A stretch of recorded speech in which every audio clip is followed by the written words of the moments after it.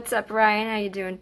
I'm here with your basic reading. You basically wanted a blanket reading, so I'm doing that now. I asked the cards what is the most important thing that you need to know, and I will walk you through what each card means, what they all mean together, and I am going to pull clarity because there's one card that I am a little unsure about, so we're going to get right into that now. We got the Emperor, the King of Coins, the Nine of Swords.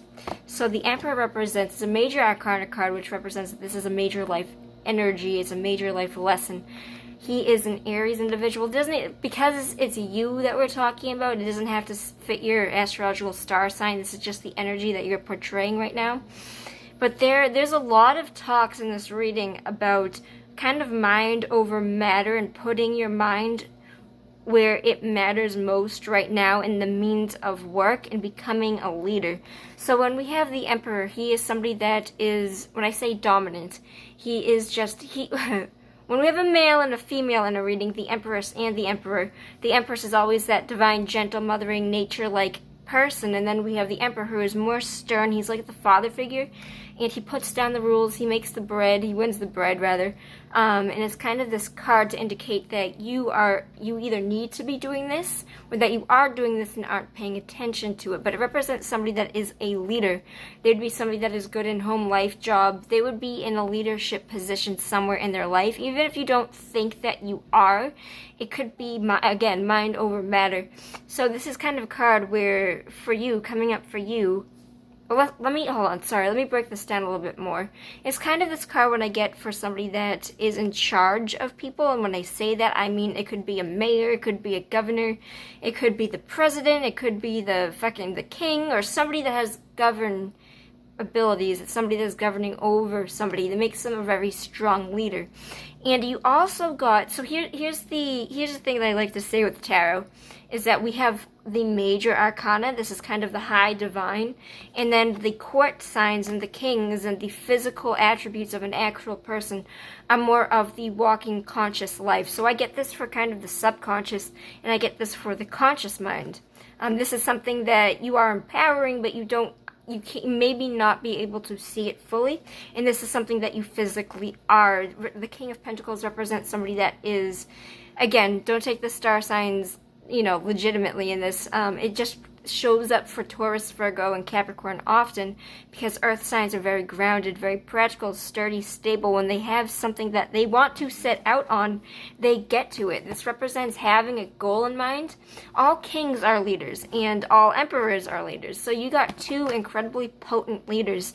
This one is very fiery and this one is very grounded and stable. He has what he has sought after things, and he has gotten to them because of the stable, steady work that he's put into it.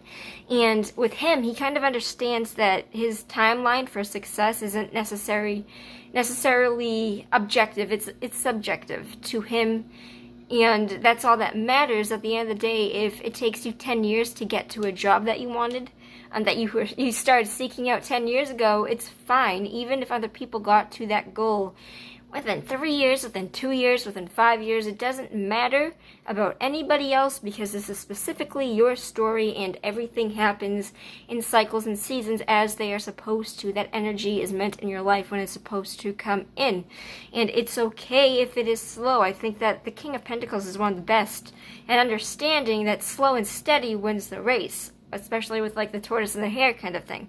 The only problem in this reading, which I'm going to pull for clarity, is that there's something blocking your path right now that is, I don't even necessarily want to say that I don't see you doing this right now because I think that you are, but it might be hindered slightly by this, which is the Nine of Swords is an extreme case of anxiety. It represents being up all night, being tormented by your demons, not being able to sleep, nightmares, just stress, worries. This is the epitome of a panic attack.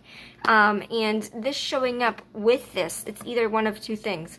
It is that you are being hindered by this energy, or you can't even step into this energy or look at it the right way because this is present. So it might be that this is blocking your path to becoming this if you aren't already this. So I am going to put clarity for what the Nine of Swords is here for, and we'll see where it takes us. This is backwards. The Two of Cups was on the bottom of the deck. I'm going to shuffle it out, see if we get it again. But the Two of Cups being at the spirit message at the bottom of the deck kind of means that what's in your way right now is your heart, a soul connection with somebody else. Let's see if that comes out. Why is the Nine of Swords here? The Hierophant. So it was reversed. I don't really read reversed, but I know a good majority of my cards are not reversed. So I feel like a partnership went wrong, and I think that you were primarily focused on that. It's also, it doesn't have to be that, but the Hierophant is a Taurus. Also represents a situation in which it's kind of a conformity card in society. We do things a set way that society tells us to. You know, you go to school at an early age, you get a job, you get a house, you get a girlfriend, then you marry her, and then you get, you know, a monogamous, straight relationship, and then you have babies and a white picket fence, the dogs run around the backyard, and then you grow up and you die, live happily ever after, blah, blah, blah, you're whatever, you have 5 grandkids. That's the kind of card that this reminds me of, is kind of that kind of bland, almost, being tied to something in conformity. But for a lot of reasons, this is also just a relationship card, because we have 2 people being bound by somebody else, and you can represent that as an actual marriage or a bondage to somebody. So it represents ties, it does represent partnerships, but that bond can be a little bit more than just a relationship. It can be being rooted to something in society. It doesn't necessarily have to be a relationship. But coming up for you, it's either one of 2 things. It's either, because I got the 2 of Cups, it either is a relationship that went wrong, that is something that you can't get past, and it is to the point affecting your level of work and communication and the skill level, not the skill level that you have, but kind of the skill that it takes to walk away from this to even get to where you're supposed to be. It's saying that you're being hindered right now. You have full potential to be both of these things, but I think that you are, but I also think that you aren't doing it as heavily as you are supposed to be called into it.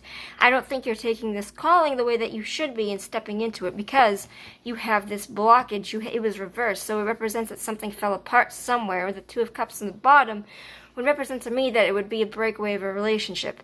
This doesn't always have to be a relationship. It could just be expectations, that you're bound by these unhealthy expectations of who you want to be and what you think you want to be and what you actually are. That could be hindering this. But I'd like one more card for what were to happen.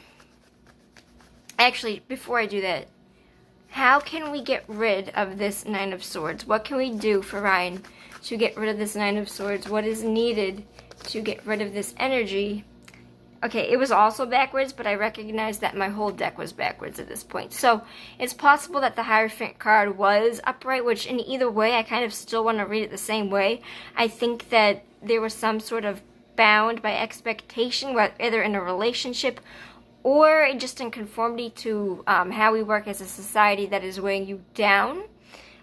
But it is saying that there's healing for you here. It was reversed, but I'm not reading reversed because they were all reversed. So the star represents healing. This is a very obvious card of what do you need to do in order to get rid of your anxieties? You have to heal from it. I kind of feel like you might not fully be stepping into the work of putting work into healing this. I think for now that I'm reading this in a more evolved state, it's possible that this whole spread could be that maybe you are primarily focused on your work and you were focused on yourself, and while I'm telling you that's a good thing to do, I think you might be altogether avoiding this healing that needs to happen in your life. I think that if these problems keep coming up, it's because you aren't paying full attention to them, and I feel like you might be sweeping them under the rug. I think that you might not be giving the healing, the full healing that it actually needs. I think instead of healing, you're like, I gotta go to work, I gotta do this, I gotta worry about my money, I gotta worry about me first. But worrying about you first doesn't just include your work aspect. It doesn't just include your money. It also includes your mental well-being. So this is not just a card of, I gotta be a good leader, I gotta take care of my people. You have to take care of yourself as well, and I think that's where the fall part is happening. I think you're brushing this under the table. I think that the healing is here and is here for you to take, but necessarily maybe I don't think that you might know how to incorporate this into your life. So one more card for how can Ryan help heal this in his life? Okay, they're all reversed, but this is begin again. That is what this card means, especially in this deck. Begin again.